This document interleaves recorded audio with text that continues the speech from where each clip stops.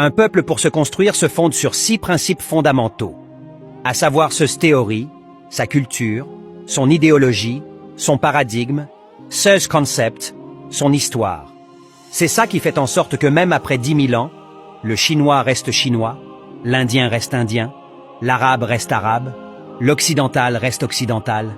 Ils le sont, par leur culture, par leur spiritualité, par leur langue, par leur tradition, par leur histoire, par leur théorie, par leurs croyances, par leurs concepts, aussi et surtout par leurs ancêtres, à qui ils s'y attachent et célèbrent.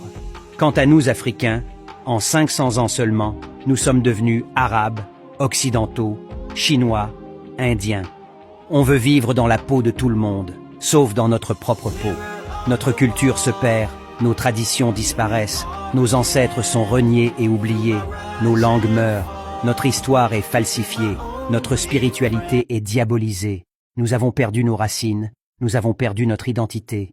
Cette pauvreté d'esprit contribue à nous rendre financièrement pauvres. Nous sommes égarés.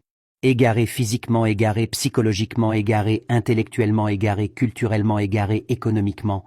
Nos dirigeants sont égarés, nos intellectuels sont égarés, nos parents sont égarés, les enseignants sont égarés, le peuple est égaré. Qui va alors nous sauver?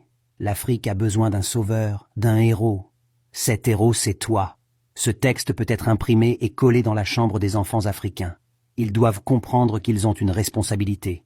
Ils ont une mission sur cette terre.